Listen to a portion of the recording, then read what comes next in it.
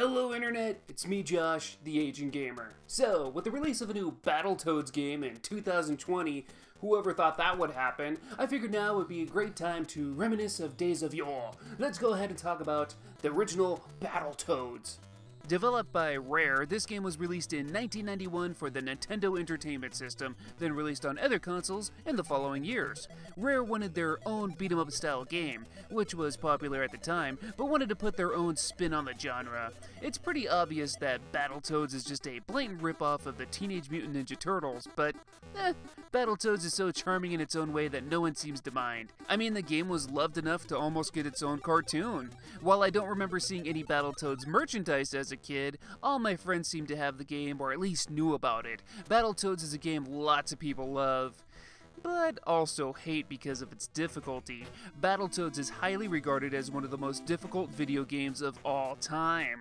Well, at least that's what everyone says. I remember the game, but I never owned it personally. But now that I'm a more seasoned gamer, I figure now would be a great time to go ahead and take a crack at it. So, let's take a look at this historic title. Ladies and gentlemen, this is Battletoads!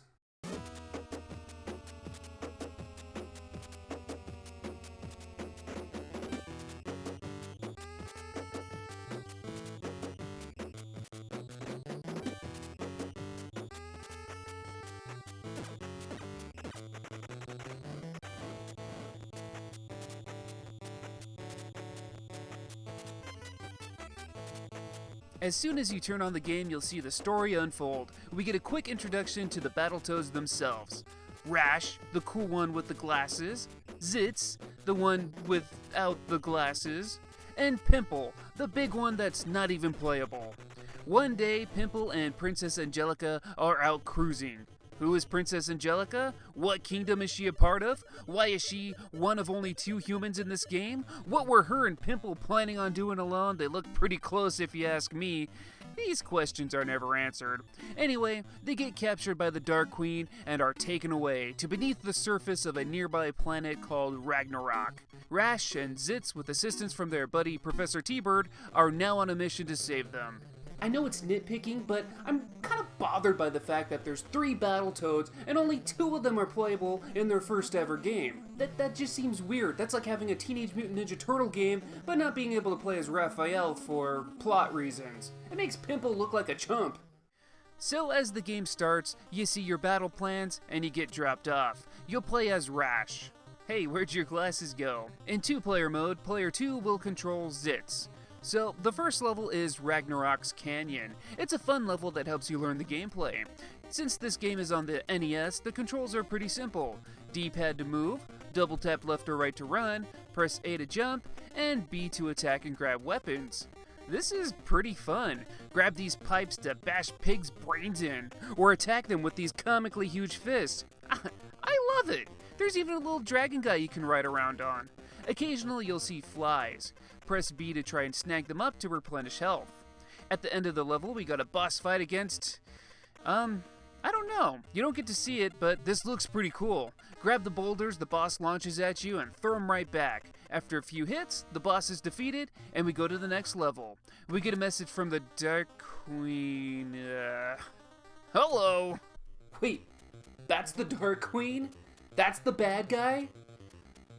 She's smoking hot! Seriously? This is the big boss of this kid's game? Look at her! She's got this dominatrix BDSM look going on, and I'm not complaining. Battletoads might have ripped off Ninja Turtles, but that yellow jumpsuit wearing April O'Neil has nothing on the Dark Queen.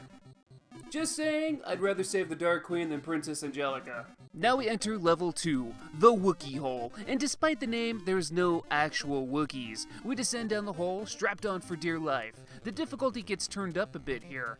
Beat these birds up and steal a feather to use as a weapon. Otherwise, these birds might cut your cord and kill ya. Not only that, the electricity from these machines might kill you too. Carefully maneuver your way around and kill enemies to win. Now we move on to level 3, Turbo Tunnel. Alright, so this is it. This is one of the most infamous levels of all NES games. When I was a kid, I couldn't get past this part. This is where the game stopped for me, where I'm sure it stopped for a lot of people. But, let's go ahead and do this. Let's do this now! After a couple of battles with some rat grunts, we get to those dreaded speeder bikes. Alright, here we go.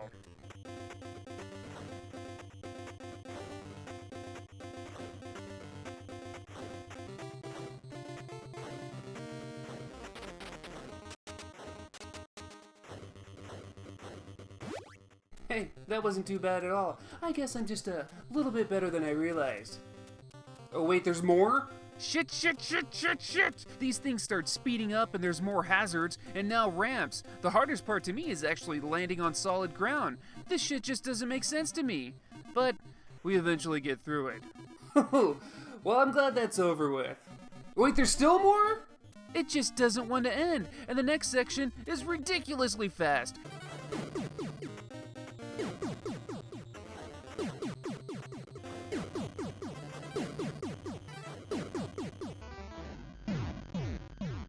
There's even a warp point that'll let you skip a level here, but it's too quick, I can't do it. After getting my face smashed in quite a bit, we eventually finish the level. Well, I'm glad I got that level out of the way. With Turbo Tunnels being the most talked about stage, the game's gotta get easier from here on out, right? Moving on to level 4, the Arctic Caverns, we're dodging ice blocks and using them to bash down walls, dodging snowballs from killer snowmen, and overall, trying your best not to get killed. There's lots of cheap kills in this level. Touch any of these spikes, and it's instant death. Don't jump too high, don't fall down, and be careful with these dropping platforms. We'll eventually make our way to level 5, Surf City. We're on these cool little surfboards, riding the waves. Ninja Turtles. This level can be pretty dangerous, but it's nowhere near as difficult as the Turbo Tunnel. There's a boss fight halfway through the stage against a creature called Big Black. He's not too hard to beat, especially if you use my strategy of consistently beating him over the head with a pipe. And after some more surfing, we move on to level 6, Cardinal Slayer. Hey gamers, do you like video game levels that make you want to snap your controller in half? Well, I got good news for you! This is another one of those stages where one wrong move is gonna frickin' kill you. So these gigantic snakes will go in and out of these walls. You have to climb onto them, jump over obstacles and spikes, and even onto other snakes to try and find the exit. There's several rooms you'll go through like this, and they're all so damn frustrating!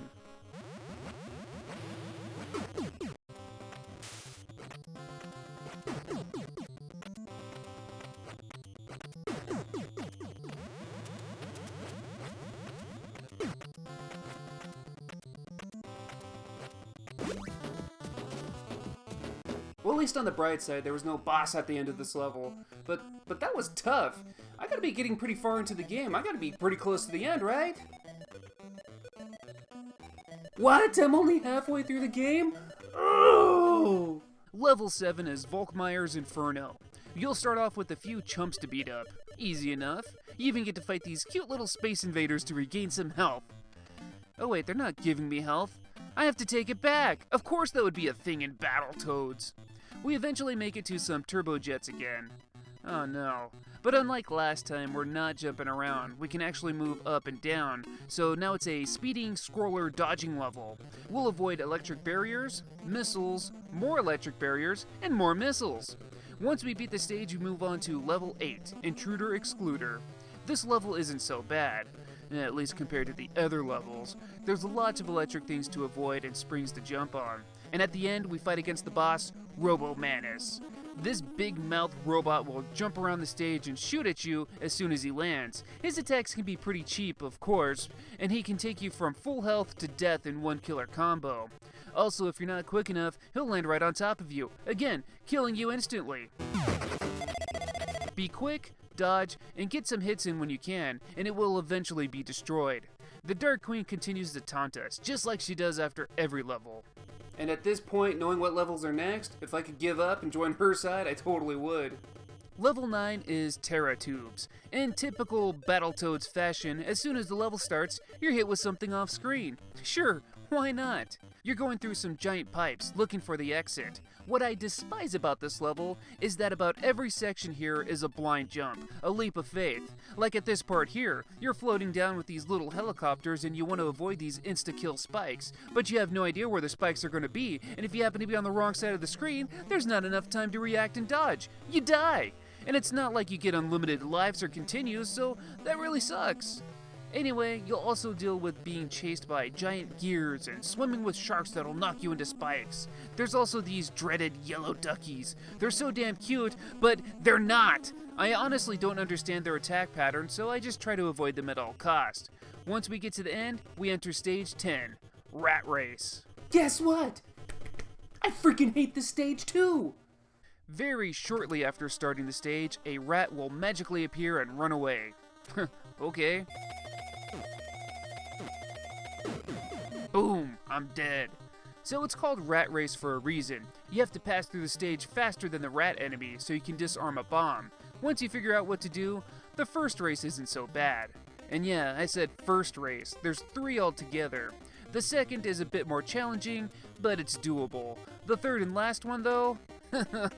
This one sometimes seems impossible. The rat is just way too quick. With lots of luck, I'm able to just barely get in front of it. The rat does indeed move faster than you, but if you're quick enough, you can land a few hits on the rat to slow it down.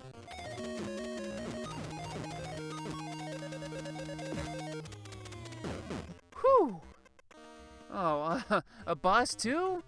He's an angry bull named General Slaughter, not to be confused with Sergeant Slaughter. His pattern is jumping up and charging at you as soon as he lands. It's a bit tricky, but if you can jump around him and hit him as soon as he lands, you should be able to beat him.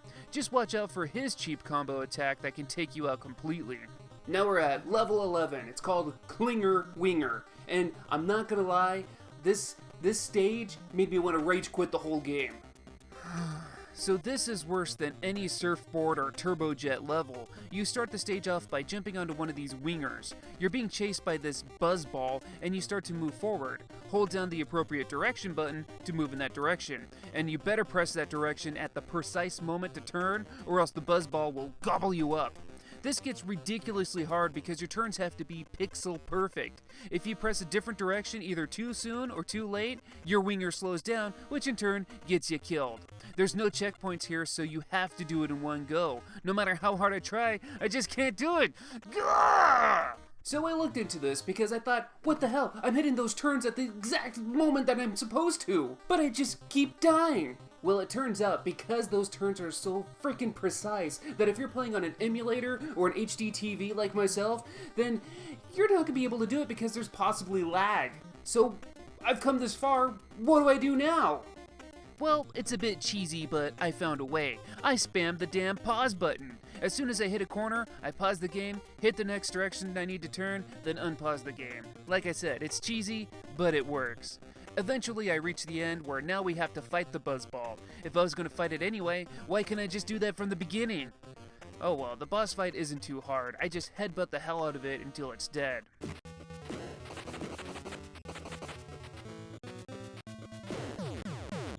Alright, there's only 2 more levels left, and after everything I've already gone through, I'm just ready for this game to end. Let's go ahead and finish this! Level 12, the Revolution, is technically the last level, as level 13 is the showdown with that lovely Dark Queen. In this actually pretty cool looking level, we ascend this tower. Running around the tower will reveal platforms, springs to jump on, and bad guys. We'll have some fights with some fart clouds, dumb rhinos, and unkillable clouds that will blow you around. There's also this villain who appears on the side of the screen and will blow you off the stage for an instant kill if you don't reach a pole to grab onto in time. Am I the only one that finds this bad guy really creepy? I mean, that's a giant freaking head just blowing you off the stage. What's the rest of the body look like? What are we not seeing on screen? This stage goes on what feels like forever, but we eventually reach the top and enter the final stage, Armageddon. The Dark Queen attacks by twirling into an unstoppable tornado. If you start jumping around to avoid her, you'll actually increase your chances of getting hit. Try and stay put and be cautious. Once she stops, that's your time to attack with a running headbutt. If you're quick enough, you can actually get quite a few shots in. Keep attacking the Dark Queen.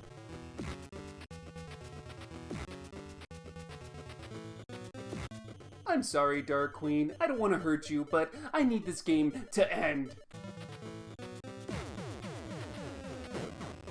The Dark Queen is pissed that you bested her, but she gives up Pimple and Princess Angelica. Just trying to stay alive in this game?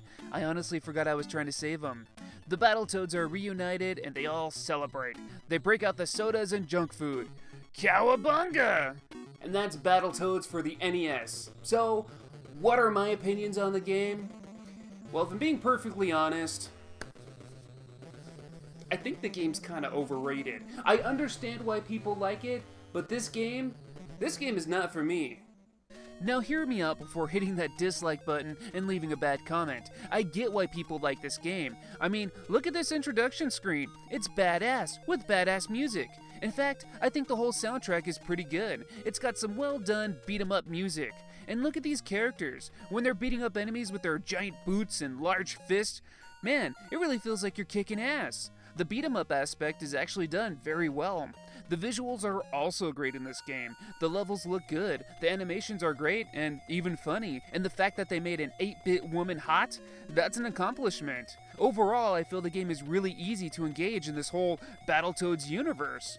However, when I start playing the game, I feel a bit different. Now make no mistakes about it, this game is hard, like really one of the hardest games I've ever played. Now I'm all for difficult games. I bring this up as examples quite a bit, but Castlevania, Ninja Gaiden, and Contra are all very difficult games, but done right, which is why they're such classics. They contain those die-to-learn the levels structure as Battletoads, but it's not done to such extremes. To clarify, Battletoads is not a bad video game. It's just completely unforgiving. Once you pass the first 2 levels, Battletoads feels like it's punishing you for the rest of the game.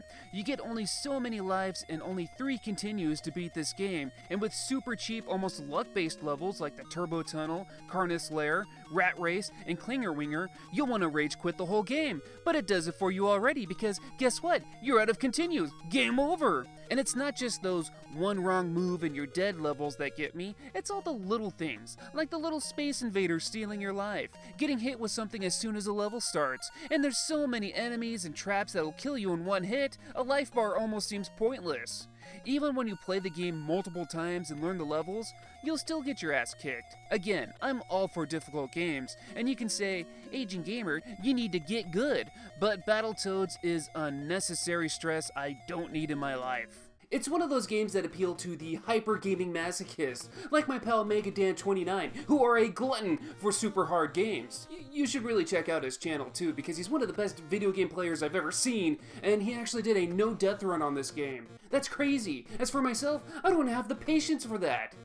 So with all of this said, Battletoads does a lot of things I love. The music, the visuals, the character designs, the mixture of so many gameplay elements and level designs. It's fantastic. It's actually a very well put together video game, but it's just so over the top unforgiving that I didn't really find it fun. If the game had, say, unlimited continues, my opinion might be a little bit different.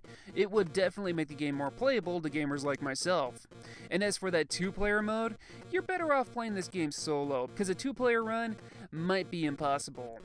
So, I'm not soured on the franchise at all over this game though. It makes me want to play other Battletoad games, and I'll probably review some later on. I'm even curious to how the new game is. I wonder what the Dark Queen looks like. Oh god, no! What the Kim Possible shit is this? No, just no!